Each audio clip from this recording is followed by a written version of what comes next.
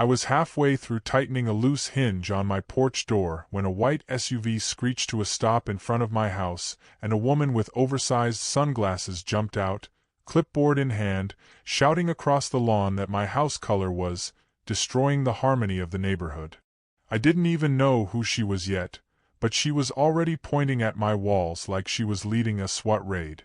That was the first time I met Karen Prescott, the newly crowned HOA president, and the woman who would later regret ever stepping foot on my driveway.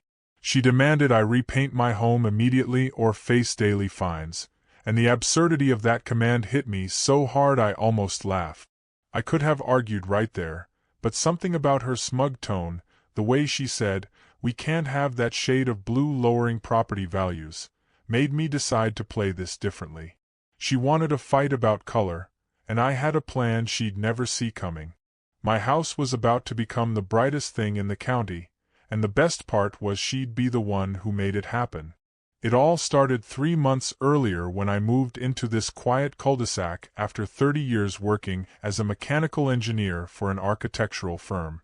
My job was all about precision and creativity, and when I retired, I wanted to finally build something just for myself. The house wasn't big, but it had a deep porch, a workshop in the back, and enough space to breathe. The previous owner had painted it a soft coastal blue, and I liked it that way. It reminded me of summers at the coast with my late wife, where the sky met the water in a tone so calm you could feel your heartbeat slow. This house wasn't just property, it was peace after decades of deadlines. That peace lasted exactly 1 week before the HOA found me. Karen showed up one humid morning, strutting down the sidewalk like she was on patrol. She had a practiced smile that didn't reach her eyes and a voice that dripped with authority. She called out, "Good morning, Mr. Lane.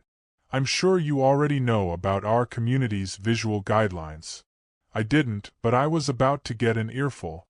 She gestured toward my home, saying it violated the approved neutral palette, which apparently meant every house on the block had to look like a loaf of unbuttered bread.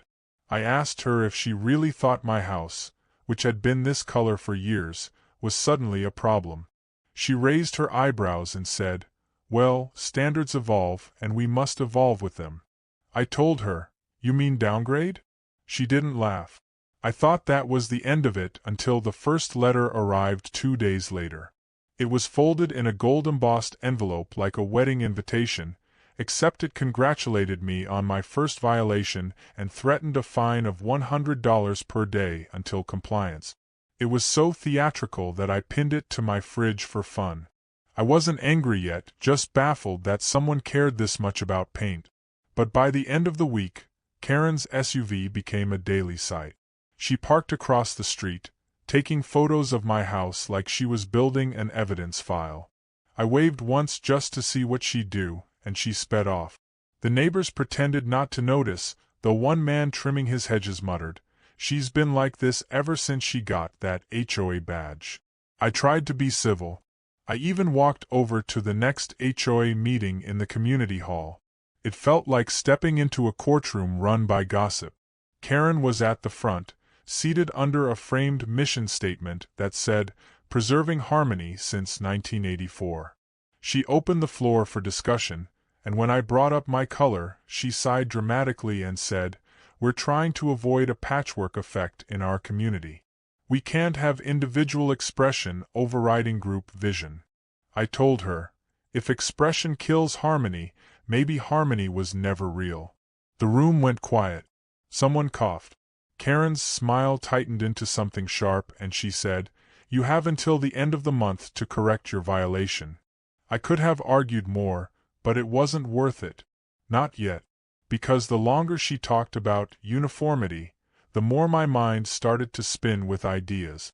I'd spent my career designing complex modular systems for public structures, and I knew one truth: form can mock authority better than words ever could. When I got home, I looked at the wall of my garage where shelves of old Lego sets were stacked from years of collecting them for my nephews. I ran my hand over a box of bright red bricks, and an idea began to bloom that was half sarcasm, half genius. Karen wanted beige conformity, But I was about to give her color she couldn't erase. The next few weeks were a slow burn of petty escalation. Karen started leaving printed HOA notices under my windshield wipers, each more aggressive than the last. One said I was undermining community morale. Another accused me of aesthetic negligence. She even trespassed one afternoon while I was out, leaving paint swatches taped to my front door. The camera by my porch caught her standing there with two men, pointing and nodding like generals planning an invasion. I forwarded the footage to the HOA email with a short note, "Uninvited guests." They never replied. But that night, I knew something had shifted. This wasn't just about color anymore. It was about control. And control was the one thing she wasn't going to get. I started keeping a log of every encounter, every letter, every fine notice. I knew that calm beats chaos every time, and she was already unraveling in her own noise. One evening, as I was sketching in my notebook, I realized I didn't need to repaint my house at all to follow her demand. She said repaint, not resurface. She said color, not texture. She said compliance, not creativity. Those words gave me all the room I needed to turn this into a masterpiece of irony. I'd build something so outrageous, so undeniably within legal limits, that the only thing she could do was scream at the wind. I called my old friend Tom, who owned the local hardware store, and he laughed when I told him what I planned. "You're gonna make her head explode," he said. "That's the goal," I replied. He promised me the supplies and even offered late-night delivery. Karen's patrols grew more frequent, but every time she saw me sitting on the porch with a coffee, calm and unbothered, it seemed to make her angrier. She didn't understand that patience is a weapon. Every second she spent worrying about my color was a second she didn't see the bigger picture forming behind my workshop doors. The first sketch of the new facade was simple, geometric, unapologetically bright. The name I wrote at the top of the blueprint was my quiet act of rebellion, Project Brickwall. And that's how it all began. She thought she could demand beige, but she'd just unleashed the brightest house this neighborhood would ever see. The next morning began with the sound of tires crunching gravel as Karen's SUV rolled up once again, sunlight glinting off its polished hood like it was announcing her arrival. She stepped out holding a manila folder and strutted across the lawn as if she owned it. I didn't bother standing up from my porch chair because I already knew what was coming. She flipped open the folder and said with exaggerated politeness that the HOA board had voted unanimously to impose daily fines starting immediately. I took the paper from her hand, glanced at it, and asked calmly if she'd like to hear something funny.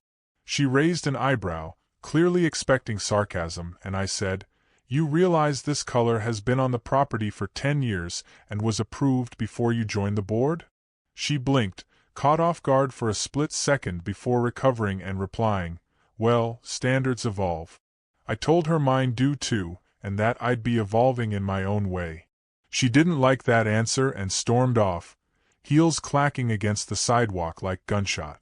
By noon, she'd emailed every homeowner in the neighborhood, reminding them of the importance of conformity, and included a photo of my house labeled, "Example of Noncompliance." It spread faster than gossip at a small-town diner. When I stopped by Tom's hardware store later that day to pick up screws, he waved the printed email at me, grinning. "You're famous," he said. "She's calling you the rebel painter." I shrugged. "Could be worse."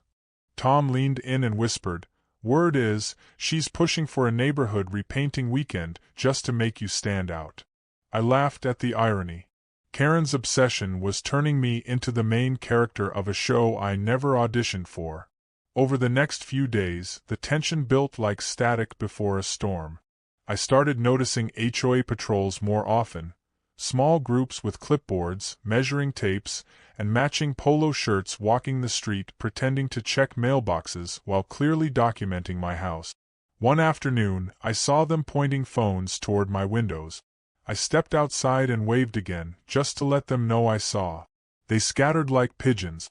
I didn't confront them because confrontation would have given Karen what she wanted, a reaction she could use against me. Instead, I chose patience. I called the county office and verified property rights, confirming that my color wasn't listed under any restricted ordinance. The official even laughed, saying, "HOAs can get bossy, but they can't rewrite city code." That line became my shield. I printed it, framed it, and hung it above my workbench as motivation. A week later, the HOA held another meeting, and curiosity dragged me there again. The hall smelled of coffee and perfume, and the same laminated mission statement stared down from the wall. Karen sat at the front, her voice echoing through the cheap speakers as she addressed, a troubling case of resistance against community standards. Every eye turned toward me. I smiled and raised a hand like a student waiting to speak. When she allowed it, I said evenly, "You're using words like resistance and noncompliance, but all I've done is live quietly in my own home. Isn't the HOA supposed to serve residents, not rule over them?" She narrowed her eyes and replied, "We serve by maintaining order. Without order, property values suffer." I said, "Funny, I thought people moved here for peace, not profit." A few people chuckled quietly, but she shut it down with a glare. After the meeting, a woman approached me outside the hall, Lydia, who lived 3 houses down. She whispered that Karen had been targeting several residents, but everyone was too afraid to speak out because Karen knew the bylaws better than anyone. "Be careful," she warned, "she doesn't lose gracefully." I thanked her and told her not to worry. "She's playing checkers," I said. "I'm building chess pieces." The next escalation came disguised as kindness. 2 days later, a group of volunteers appeared at my doorstep carrying beige paint buckets and rollers, smiling nervously. "The HOA sent us," one said. "We're here to help repaint." I almost felt bad for them. They were just following orders. I told them politely they were trespassing and needed to leave. One of them muttered, "She said you'd say that." I smiled and replied, "Then she must know me better than she thinks." I called the sheriff's office afterward to log the incident, just for documentation. Sheriff Mark showed up in his patrol truck, leaning against it as he wrote note. He'd dealt with HOA disputes before and looked tired just hearing her name. "She's ambitious," he said. "Wants the neighborhood to win some clean community award. Don't poke the bear too hard." I told him calmly, "I'm not poking. I'm building." He didn't ask what I meant, just laughed softly and said, "You engineers and your mysteries." By this point, Karen's obsession had become theater. She started organizing Beautify Our Neighborhood weekends with banners and matching beige t-shirt. Kids painted little wooden signs that said, "Color harmony equals happiness." I watched from my porch as she gave speeches about visual integrity, her voice echoing through a portable megaphone. Every time she mentioned my non-compliant structure, people shifted uncomfortably, but no one spoke up. Still, I could sense cracks forming. The longer she pushed, the more she revealed her own pettiness. People don't like tyrants, even well-dressed ones. Some neighbors began waving at me again, quietly supportive. Tom from the store stopped by often, bringing materials and pretending it was coincidence. He whispered updates like a spy. "She's planning to inspect your property next week with a county liaison," he said one evening. "You might want to have something ready." I smiled and told him I already did. Inside my garage, blueprints covered the workbench like battle map. I'd been refining the design for weeks. Modular interlocking panels modeled after the shape of Lego bricks, each coated with weatherproof polymer and mounted on removable frames. It wasn't paint, which meant her rules didn't apply. And since it technically qualified as art under city ordinances, I could register it as a creative installation. It was equal parts legal loophole and engineering masterpiece. Every night, I worked until the crickets faded, shaping pieces in reds, yellows, greens, and blues. The rhythmic clatter of tools became my soundtrack. Karen must have thought I was repainting because her SUV parked less frequently. Occasionally, I saw her staring from the end of the street, clipboard in hand, but I never gave her a glimpse inside. The final notice came on a Thursday morning folded neatly in a white envelope taped to my front door like a declaration of war. The bold red stamp read "Final Warning" in block letters, and beneath it, Karen's signature looped dramatically like she was signing a piece of legislation. It ordered me to repaint my house within 72 hours or face legal enforcement. I read it twice, smiled faintly, and tucked it into my pocket before walking to the workshop. That was the moment I decided the curtain was going to rise. I had spent weeks preparing, building, and documenting every inch of my project, and now it was time to make it real. Inside the garage, the panels leaned against the walls in stacks, each color glowing under the fluorescent light. Red, yellow, blue, green, and white, bright as candy and sharp as defiance. I ran my hand along the edges, feeling the cool texture of the polymer finish. Each panel interlocked perfectly like a puzzle piece, engineered to mount onto the existing siding without damaging it. It wasn't paint, it was architecture with humor, a technical middle finger delivered in primary colors. I had worked late every night machining the edges and double-checking the measurements, sometimes with the radio playing faintly, sometimes in silence except for the hum of tools. There was something peaceful about it, like all the frustration she'd tried to stir up had turned into raw focus. The installation started on Friday. Tom drove his old pickup over with a stack of mounting brackets and a grin on his face. When he saw the panels laid out, he let out a whistle. "You're really doing it," he said. "Karen's gonna have a meltdown." I nodded, sliding the first red panel into place. "She'll get her beige victory speech soon enough," I said, tightening a bolt. We worked through the afternoon, methodically covering the front of the house panel by panel, layer by layer. From the street, the transformation looked surreal, like the house was turning into a giant Lego structure one wall at a time. A few cars slowed down, drivers staring with confusion and amusement. I waved casually to one of them, pretending nothing was unusual. By sundown, we had completed the entire front wall. It shone under the porch light like a cheerful rebellion. Tom laughed and said, "If happiness had a color, it'd look like this." I told him, "It's the color of freedom." That night, I stood across the street to take it all in. The air was still, the house glowing softly in the streetlight, a riot of color among the muted tones of the neighborhood. For the first time in months, I felt calm again. The next morning, I knew Karen would come. She was predictable, like sunrise. Sure enough, around 9, her SUV appeared. She stepped out slower than usual, maybe because she was stunned. Her sunglasses hid her eyes, but her mouth fell open slightly before she snapped it shut and marched up the driveway. I waited on the porch, coffee mug in hand. She stopped at the edge of the steps and stared up at the wall. "What is this supposed to be?" she demanded. I took a sip and said, "Compliance." She blinked, confused. "This isn't paint," she said sharply. "Exactly," I replied. "You asked for repainting, not resurfacing. You said my color was out of compliance. I replaced it with every color. Problem solved." She looked like her brain was trying to reboot. "This is absurd," she snapped. "You can't just turn your house into a toy." I said, "Funny, I thought property rights included personal taste."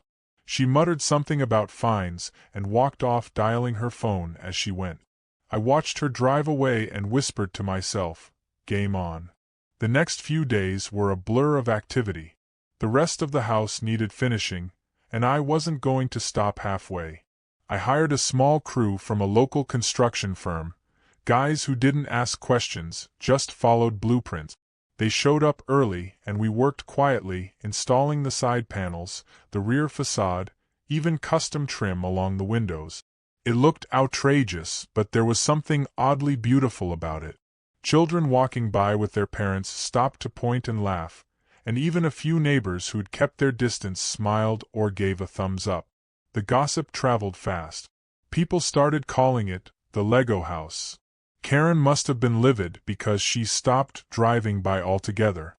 Instead, I began seeing other HOA members hovering around, snapping photos from a distance like spies. I let them collect their evidence. Every photo they took was another piece of proof that my project was technically compliant and legally untouchable. Behind the scenes, I finalized the paperwork for my art installation registration. I emailed the county inspector a copy of my documents and scheduled an inspection for the following Thursday, the same day the HOA had set for their official repaint deadline. The timing was perfect. My goal wasn't just to protect my home, but to expose her for the tyrant she'd become in front of her own followers. The idea of her marching up with her clipboard only to be greeted by a legal certificate made me grin. Tom called it poetic justice. I called it engineering with flair. In the evenings, I would sit on my porch watching the lights bounce off the bright panels. The surface reflected the sunset in a mosaic of color, and sometimes I'd catch people slowing their evening walks to stare. I could hear snippets of their conversations, words like creative, bold, hilarious, crazy. Whatever they thought, they were talking about it, and that meant Karen was losing control of the narrative. She had built her power on intimidation and silence, and now my house had turned that silence into spectacle. Even Sheriff Mark stopped by one evening, leaning against his truck and shaking his head. "Well," he said, "I guess this is one way to make a point." I offered him a coffee, and he laughed. "She called me earlier," he said. "Wanted to know if you were breaking any zoning codes. I told her unless you're selling tickets, you're fine. I told him I might start charging admission." He chuckled and said, "You'd make a fortune." Midweek, a small storm rolled through, and I waited anxiously to see how the panels would hold. When the rain cleared, the colors looked even brighter, gleaming under the fresh sunlight. The design had survived perfectly. That night, I received an email from Karen. Short, clipped sentences accusing me of defiance, threatening court involvement, and demanding access for inspection. I responded with a copy of my upcoming county appointment and a short note. "You're welcome to attend. It's public." I could almost hear her grinding her teeth from across the neighborhood. The night before the inspection, Tom came over again with a cooler of beer. We sat on the tailgate of his truck watching the twilight glow across the panels. "She's gonna flip," he said. "Think she'll bring the whole board?" I nodded. "Good. The more witnesses, the better." He raised his can. "To creativity," he said. "To compliance," I replied. The laughter echoed down the quiet street. When morning came, I dressed like it was a normal day, calm and collected. The neighborhood, however, was buzzing. People peeked from behind curtains as Karen's SUV arrived, followed by two other cars. Out stepped Karen, two HOA board members, and a man in a gray suit, the county inspector. They gathered in front of my house, staring at the gleaming walls. Cameras from phones flashed as neighbors stepped onto their lawns pretending to water plants but clearly watching the show. I greeted them politely, handed the inspector a folder with my permit and documentation, and waited. Karen tried to interrupt, insisting that it violated HOA uniformity standard. The inspector held up a hand and said he would review it himself. He circled the property, ran his hand over the surface, took notes, and finally nodded approvingly. "This qualifies as a decorative installation," he said. "Perfectly legal under city ordinance." Karen's face went pale, her lips tightening into a trembling line. "But it's ridiculous," she barked. "It's an eyesore." The inspector shrugged. "That's subjective, ma'am. Legally, it's art." I bit the inside of my cheek to keep from smiling too broadly. As the crowd began whispering, I turned toward her and said quietly, "You wanted me to repaint. I just gave the community something to remember." She glared at me, speechless, and stomped back to her SUV, slamming the door so hard it echoed down the street. The inspector handed me my signed approval copy before leaving, and I thanked him. Around me, a few neighbors started clapping softly, then louder, until even the ones who had once sided with her joined in. The sound was steady, genuine, and satisfying. My house stood blazing under the sun, and for the first time since moving here, the neighborhood actually looked alive. Karen's war for uniformity had ended with the one thing she hated most: individuality winning in public. And the best part was, The real fallout hadn't even started yet.